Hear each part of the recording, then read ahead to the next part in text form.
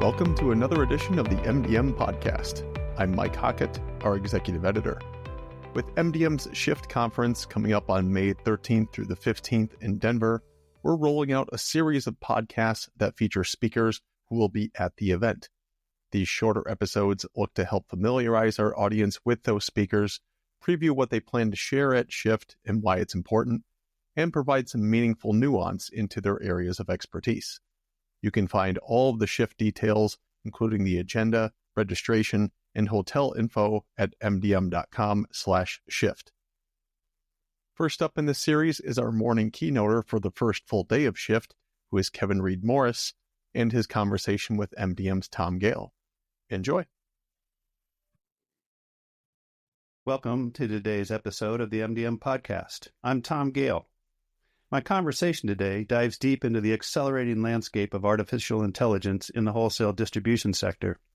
I'm joined by researcher and author Kevin Reid-Morris to talk about his seminal report on practical AI applications in distribution, a follow-up to his groundbreaking research presented at our Shift conference 2 years ago.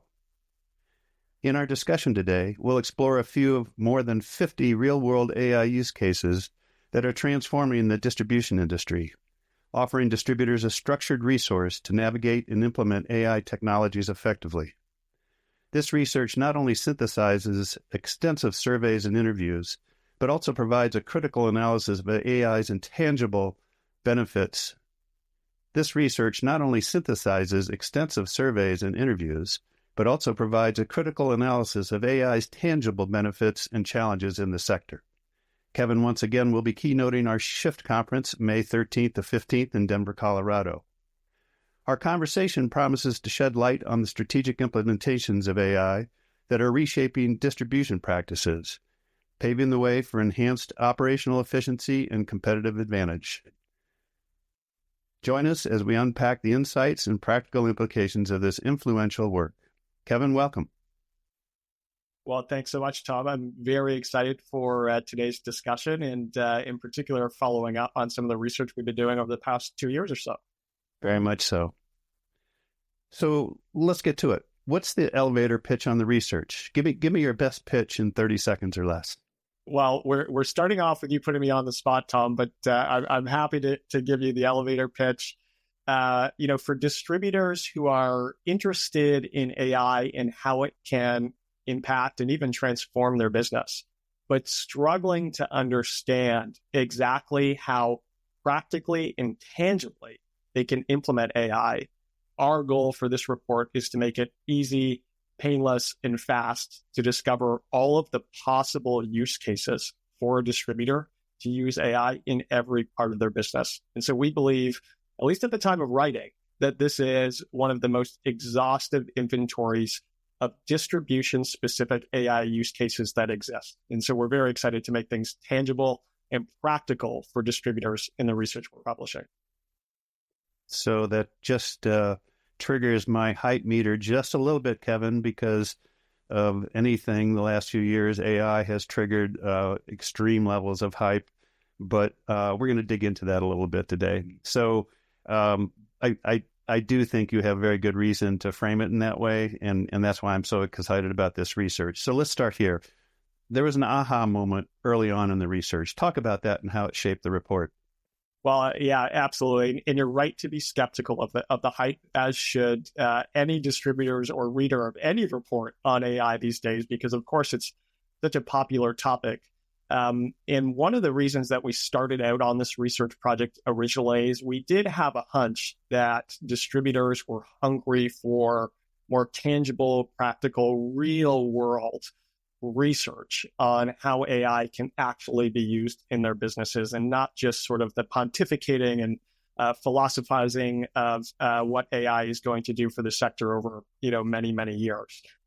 What we weren't prepared for was just how real a pain point that is for distributors today. And by pain point, I mean the fact that they can't get their hands on fast enough information that can actually help guide their efforts and lead to action. And one of the very meta anecdotes or examples of this is in the early days of this research project, we actually set out in our desk research, like we would in any research project, to just do a little bit of scanning of existing publications that are out there. And what was really interesting is that we felt the distributor's pain point in our own efforts to research this topic. And what I mean by that is for every 10 publications or articles or blog posts that we could find about artificial intelligence in distribution, we were hard-pressed to find 2 or even 3 specific examples of an actual AI use case. MDM was the great exception to this, of course, Tom, because they've been covering this topic for quite a while. But you've been leading it, but in our team is you've been really guiding our team in many ways around that. So thank you for that. Well, yeah, we've got a great team who, has been, I have to say, relentless about being very practical in the way that we cover this topic, because we've been sensitive to this idea of the hype around it for sure. And, what it caused for us, Tom, I think, was this insight that if we really do want to cut through the noise and the hype, and we really want this research to be helpful to distributors, we have to just cut to the actual use cases in a research-driven and data-driven way, but a way that is tangible and practical. And so the whole research ended up being centered around this theme in pursuit of AI practicality. So we held a really high bar on making sure that anything we talked about in the report was specific, was tangible, and that we could actually point to real-world instances where that use case is being implemented in a distribution business or distribution adjacent business. And we'll talk about that today in terms of why we included that adjacent field. And before we get into that, talk just a little bit about the research methods that you use, Kevin. Yeah, so like a lot of the research that we do built a really great foundation, Tom, leveraging the MDM and NAW audiences with a survey that was really pointed at gathering specific use cases from distributors. And so the survey worked to do a few things. One was, hey, distributors, tell us about the use cases that you're actually putting into place in your businesses. Let us know about the relative impact that those use cases are having on things like top line revenue, but also the bottom line, cost reduction and that sort of thing. And also where you think the world is going. So happy to talk about some of the insights that came out of that survey.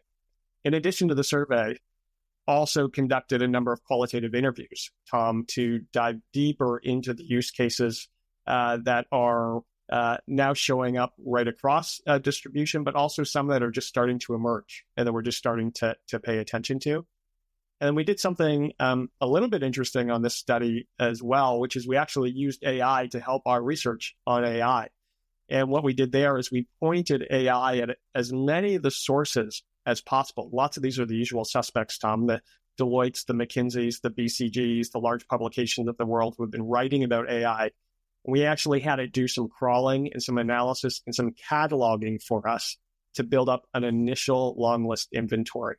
And so through those methods, we're actually able to catalog over 50 specific real use cases of AI in distribution businesses today. And you've been working with us on AI research now since 2023, Kevin. What's different now in 2025? Well, first, there's a difference in adoption and understanding. And so I recall, Tom, when we started very seriously diving into this with research efforts in earnest around AI in early 2023. And we had done lots before, but I think in 2023, we said, let's go deep on understanding what's happening here. We had seen the ChatGPT moment happen a few months prior, and we said, okay, it's time to really double down on our research efforts here. And at that time, the baseline data that we had collected as MDM was that I believe 65% of distributors had yet to apply AI to even a single use case in their business. So we'll fast forward to the study that we're just completing. And what we found is that about 84% of distributors are saying that they've now implemented AI in at least one business function. And so we've seen just a rapid adoption pace here of AI. Of the folks who haven't implemented AI, about 2/3 of those say that they absolutely will be exploring it in the next 24 months. And so if you think back to 2023, which was about 24 months ago, then think forward 24 months from now when the rest of these laggards say that they expect to implement AI. What you'll see in this very short 48-month period, 4 years, AI will have basically touched every single business in the distribution sector. Now, there's a difference between touching a business and totally transforming it. And I think that brings me to the second observation I'm seeing, which is 2 years ago, we were seeing these point use cases where there were some, novel improvements. AI was being able to synthesize sales meeting notes, for example, or look across some CRM data we had and do some analysis and maybe even some generation of content at that point, because we were just starting to see Gen AI touch the distribution business. What we're seeing now is more integrated, more solid efforts to see AI actually change the way a distribution business is configured. So AI is being put at the heart of the ERP, at the heart of the CRM. And so you're just seeing a different level in terms of depth of integration and how AI is touching the business. As we've mentioned, the research covers more than 50 specific use cases of AI in distribution. Are there some patterns or insights when you step back and think about those use cases, Kevin? Yeah, I mean, it was, first it was interesting to catalog these 50 some odd use cases because it raised the natural question for us, Tom, of, well, how do we organize these in a way that makes it easy for distributors to discover them, to search through them, to understand the ones that are most relevant to them. And to do that, we actually borrowed Michael Porter's framework of Harvard Business School fame and founder of Monitor Group Consulting, a great model for describing what any business does at its most basic levels of function. It's the value chain. The value chain breaks any business down into these 9 building blocks. And these are the very basic things that any firm does, Tom, like inbound logistics, operations, outbound logistics, marketing, and sales. So we cataloged to the best of our ability and sorted the AI use cases into these buckets of value chain. What was really interesting about that is to see patterns and where AI has been focused the most to date in the distribution business. And so you may not be surprised to hear that marketing and sales by far is the most popular area of the business where AI is being pointed. So that is things like helping sales reps make more and better calls with less effort, analyzing CRM data to suggest next best actions, sorting through ERP data and actually generating content like better substitute products in the case of stockouts or inventory shortages. And so you're seeing the ability to drive more sales with less effort through that popularity. But it also says, there's probably some areas where we haven't quite explored yet the full potential of AI in the distribution business. And so, great example of that is procurement. We see, just a small number of use cases there. They're, I think, highly impactful use cases, but I wouldn't be surprised if we see the number of use cases increase in some of these other areas over the next few years. So we're excited to track that going forward. As we've talked about, our focus here, as it was in 2023, was really to concentrate on the practical applications of AI in distribution. But what I found interesting, Kevin, was when I read through the use cases, I'd say about a quarter of the examples aren't distribution-specific examples. What's your thinking there, and why should distributors care about those examples outside their core competencies? Yeah, well, it's a great question. It's one we actually wrestled with quite a bit as the research team, because we, of course, were so hyper-focused on being practical, and we had to really debate, well, does that mean that we should rule out anything where we can't point to a specific distribution example? Does that mean we hold back on that one for inclusion in our inventory here? And we made a very conscious decision to roll in what I call distribution adjacent use cases for a number of different criteria. One of the criteria, Tom, was, this is a use case where we're hearing distributors talk about it, but we don't yet have a published case study to point to. We don't have someone yet on record who's willing to talk about it in their business. And so for good reason, we can say that this is a use case that is beginning to emerge in distribution. It's either been implemented or likely about to be implemented. But the example that we're going to point to for the purposes of this report is going to be a firm outside of distribution. And so, for example, we've got a few instances where IKEA is the example we point to. It's an analogous problem to what distributors are facing. We're just pointing to someone else. I think the second reason, Tom, is we would be kidding ourselves if we said that all of the best practices that distributors need can be found in distribution today. And so for that reason alone, we said, we would be smart here to look just beyond the edges of distribution, let's say into the delivery and logistics businesses of the world, or maybe even retail and direct-to-consumer businesses, which we tend to see a few years out ahead of B2B transactions. And we've pulled some of those in. And the final and third reason why some of these examples, Tom, are not squarely in distribution is that so much of what's described in Porter's value chain, this organizing framework that we've used to catalog all the use cases, are very basic functions that actually don't change from industry to industry.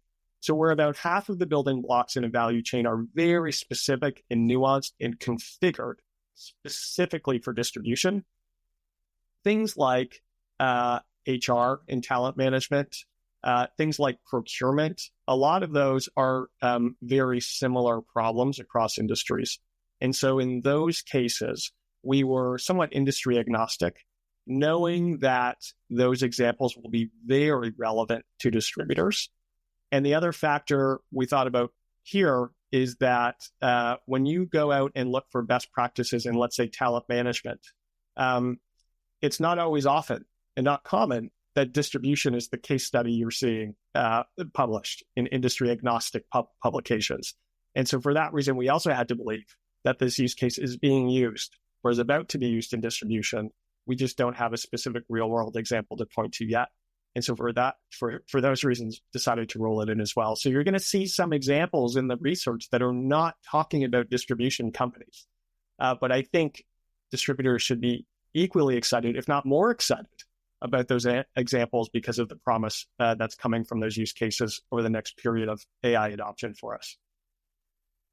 And that's probably a good launching point for, I started out this conversation by holding your feet to the fire for a 30-second elevator pitch. I'd like to ask you to do the same thing, but for this, where do you see AI and distribution in 3 years, 5 years? We talked about how in the research in 2023, AI had touched about 65% of distributors, and this year, 2 years later, it's about 83% roughly, I think. Yeah. What do you see going forward? Well, I think, one, we're going to see the number of use cases continue to climb.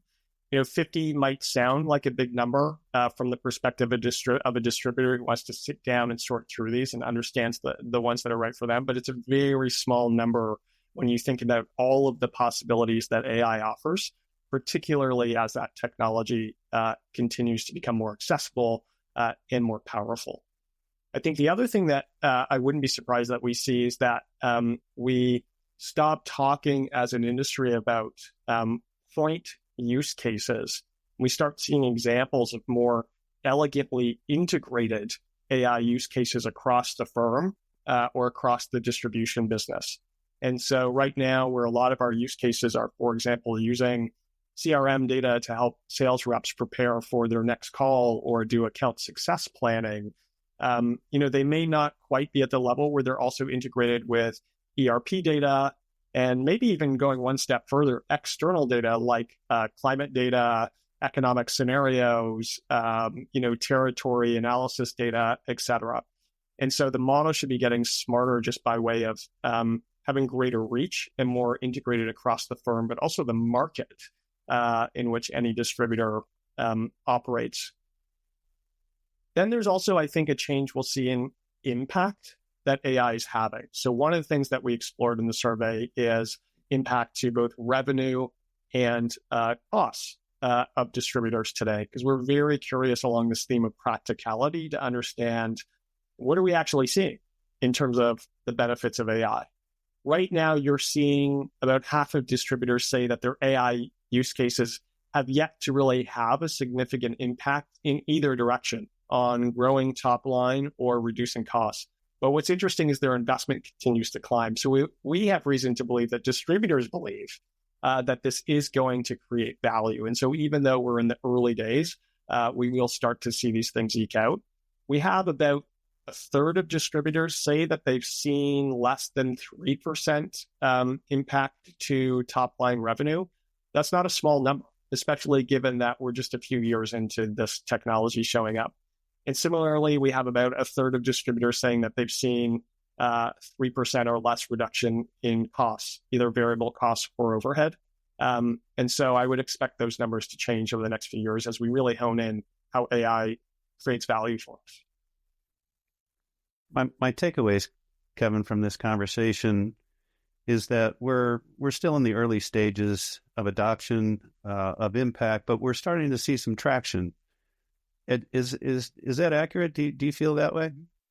I think so. I mean, 2 years ago, if you asked me that question, Tom, I would have said, look, we're all very much at an experimental stage. We were still understanding things like, the prompts that turn out the best emails from Gen AI tools. And what I'm really encouraged by right now is that there is such a focus on value at a firm level. No doubt there are lots of these point use cases, like how your sales rep can be using something like ChatGPT on an individual basis to be smarter and better about how they work. But we're also seeing these enterprise level, and I mean enterprise to mean all scales of distribution business, but across their business. And we're starting to see value be created. And so that should be massively encouraging. Having a third of distributors say that they're seeing, 1 to 3% increase in top line is not insignificant. And so I'm very, very eager to see how those numbers adjust over the next few years as we actually figure out where to point AI and how to configure them to dial up those numbers even more. And what I take away from your report as well, Kevin, is that, and this touches on other research that we've worked very closely in terms of business model innovation, but that we're starting to see AI brought up into much more at a strategic level in enterprises and organizations, and that it really over the next few years here, I think fairly quickly, as we've seen the acceleration, will become very much a driver for pretty significant business model transformation and innovation in distribution. Yeah, I couldn't agree more. And I think you're going to see impacts of that, Tom, and things like M&A activity. If I was a PE firm today valuing an acquisition target, I'd be looking at either AI that has been in place in that target firm, or be working pretty hard to understand how we can eke out more return on that acquisition if we were to apply AI in certain areas and drive even more value out of that investment. And I think, we're starting to see signals, Tom, of not only distribution firms going out and acquiring AI, either in terms of signing up new vendors to come in and help them in their business, but outright acquiring AI technology. But I'm always most interested when you see a technology player come in and try to acquire a legacy, in this case, distributor. And the big news of QXO, hunting around, not to say that they're squarely an AI provider, but it's always interesting. And I was on a call this morning with another AI player who's saying, we should actually think about going out and acquiring a legacy incumbent in the industry. That I don't know that we would have seen or been talking about 2 years ago when we did this research. And for me, that's always one of the most interesting things, is when you really start to see the shape of the market change based on a technology showing up in such a strong way. My last question, and I have to ask it, is there a gap in terms of what you're seeing across adoption and application of AI and distribution regarding size of company? Is it just the big companies that are really able to put the resources and invest in this, or are you seeing some traction? Is it leveling the playing field, or is it still uneven? It's uneven, but it's kind of lumpy in different ways. You're seeing the bigger firms invest at sort of an enterprise level. So these are, big enterprise systems and applications of AI, which are potentially even leading to ways that they price differently, that they spin out new ventures differently. And so Turtle, for example, a large distributor, is now in their venture arm of that business, actively looking for AI examples that they can pull into the fold so they have access to that technology sooner. And so you are seeing that more assertive and more aggressive, mostly larger firms, are going out and looking at this in a more serious way. At the same time, though, you're seeing smaller companies also quickly take up AI in a way that makes them more nimble and in some ways does level the playing field. So another industrial and fastener distributor we talked to, is now using AI to engineer and optimize the number of touch points for different segments of their customers for different products.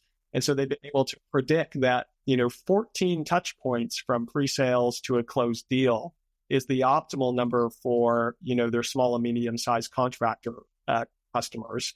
But larger enterprise clients need more touch points. And then Gen AI is starting to populate the content for each of those touch points.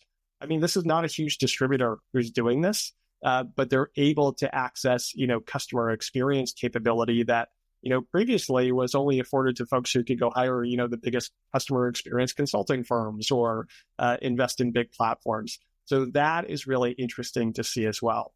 And that comes down to resourcefulness and, a willingness to try new things. And so no matter whether you're in the big company bucket or the small company bucket, I think one of the bottom lines, and this has remained true since 2023, it really is up to leadership to point in the direction of how AI can be beneficial for that business and encourage adoption at every level of the firm, whether you're a 20-person small distributor upstart, or whether you're an enterprise. You really have to be focusing on getting folks using these things and figuring out where value can be created. AI will be at the heart of many conversations and presentations and panels at our Shift conference in May in Denver, in addition to your keynote and your discussion of your research and findings. We also have some great speakers and panels from outside of the distribution industry who are coming in and bringing their perspectives as well, which I think will be incredibly valuable in our overall conversation, as we've done at our previous Shift conferences around transformation and innovation across digital, across sales process, across data analytics and culture. And so I very much appreciate our conversation today, Kevin, and look forward to seeing you in just a few months. Thanks so much, Tom. I'm excited to be back at Shift. Watch for this research, which will be coming out over the next couple of weeks. And in those presentations, what we'll get to is some of those practical use cases. Many of them very squarely in distribution today, and we consider them quite established and mature already. And others I'm excited to talk about because they are just emerging. And so the possibility there, we're still wrapping our heads around, but those are cool things to talk about at conferences like Shift and AI summits that MDM has been so good at pulling together. So thanks for hosting me. I'm excited to keep sharing the research and engaging folks in discussion around where this is all going. Thank you. Thanks for listening to this episode of the MDM podcast, which was brought to you by our 2025 Shift Conference, set for May 13th through the 15th in Denver. You can find all of the event details at mdm.com/shift. We'd love to see you there in Denver in May. And you can find all of our past podcast episodes at mdm.com/podcasts or wherever you listen to podcasts.